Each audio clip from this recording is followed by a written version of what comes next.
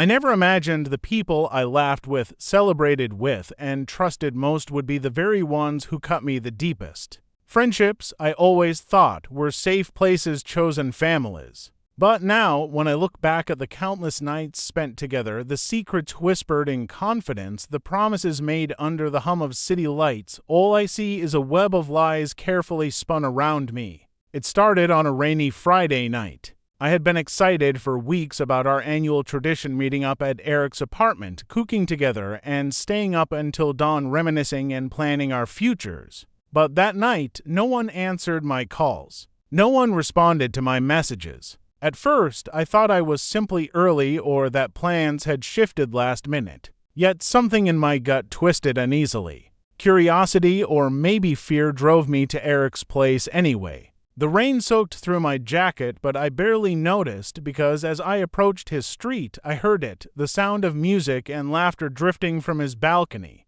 My friends' voices, the ones who had ignored me all evening. I froze in the shadows across the street, watching as silhouettes moved inside, glasses clinked, and someone shouted a joke that sent the whole room into hysterical laughter. My stomach sank. They hadn't forgotten me. They hadn't changed plans. They had excluded me. And as I stood there, my heart cracking with each burst of their laughter, I realized something far worse than being forgotten. I was no longer one of them. The next day, I confronted them, hoping desperately that it was some kind of misunderstanding.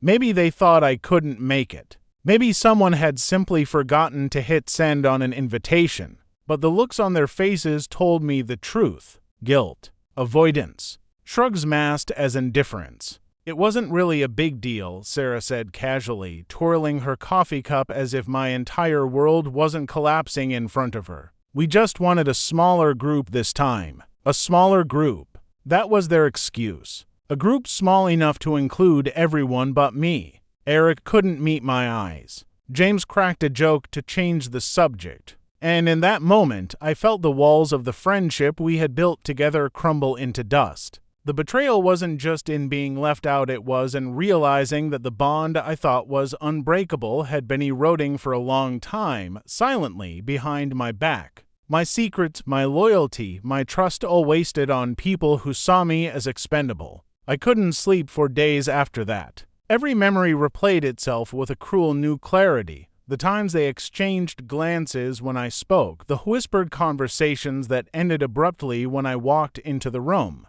The inside jokes I wasn't part of but laughed along with anyway, pretending it didn't sting. The truth was, they hadn't betrayed me just once. They'd been betraying me slowly, piece by piece, until I was nothing more than a convenient shadow at the edge of their light. Now, I sit here, months later, still haunted. I tried to move forward, to remind myself that betrayal says more about them than it does about me. But the wound lingers. Because betrayal by strangers is survivable. Betrayal by friends. That carves into your soul. And though I tell myself I'm better off without them, a part of me still aches at the silence where their voices used to be. At first, I told myself it was just one night, one decision, one act of cruelty. People make mistakes, right? Maybe they felt I'd been too busy, too distracted lately, and thought they were sparing me the effort of showing up. I tried to swallow my pride and hold on to the pieces of what we'd once had. But deep down, I knew something had shifted, and the more I looked back, the more cracks I started to see. 2 weeks after that night, I walked into the cafe where we always used to meet. I had rehearsed my entrance like it was a performance, pretending confidence I didn't feel, telling myself they'd greet me with warmth like old times. But when I opened the door and saw them already there, Sarah, Eric, James, and Mia, something inside me froze. They were laughing, leaning in close, their eyes bright with the kind of joy I hadn't seen in months. The moment they noticed me, the air changed. Sarah's smile faltered, James coughed into his hand, and Eric suddenly found the menu intensely fascinating. Mia gave a half-hearted wave, but no one offered me a seat. It was as if my presence had punctured some invisible bubble, and the silence screamed louder than any words. "Hey," I managed, my throat tight. "Didn't know you guys were meeting up." Sarah shrugged, casual as ever. It was kind of spontaneous. I nodded, though my chest burned. Spontaneous. They'd clearly been planning. Their laughter, their inside jokes, the easy comfort between them, it wasn't something that just happened. It was practiced, cultivated without me. That night, I couldn't stop replaying it in my head. I wanted answers. I wanted the truth, even if it hurt. So I messaged Mia, the one I thought might still have some shred of honesty left. Did I do something? Why am I being left out? Her reply came an hour later. Short, cold, almost rehearsed. It's not really about you. Things just changed. Don't take it personally. Don't take it personally. The phrase echoed like poison in my veins. How else was I supposed to take it when every action screamed that I was unwanted?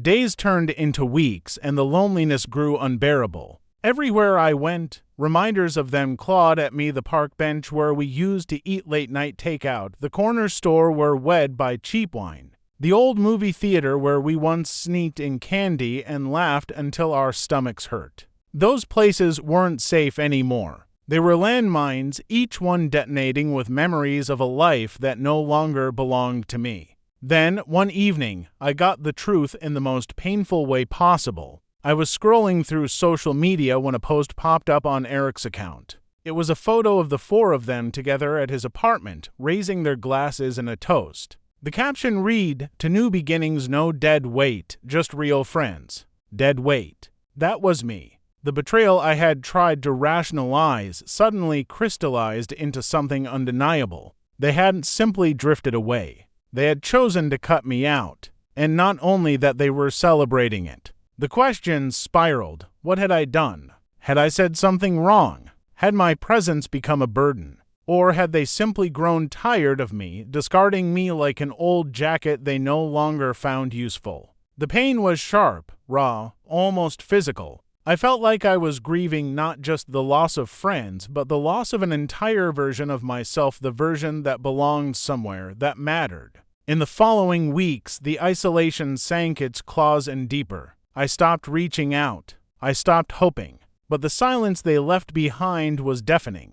It's strange people tell you to move on, to find new friends, to focus on yourself. But what they don't understand is that betrayal doesn't just steal your trust in those people, it makes you question everyone. Every smile looks suspicious. Every laugh feels like it might be at your expense. Every new connection feels temporary, fragile, like a glass waiting to shatter. And yet, somewhere beneath the anger and heartbreak, a seed of determination began to grow. If they could cast me aside so easily, then maybe they were never truly friends at all. Maybe their betrayal wasn't the end of me, but the revelation I needed to build something stronger, something real. Still, even now, when I hear laughter drifting from across a room, my chest tightens. I wonder if I'll ever fully trust again. Because the truth is, I can't come to terms with it. Not yet. Maybe not ever.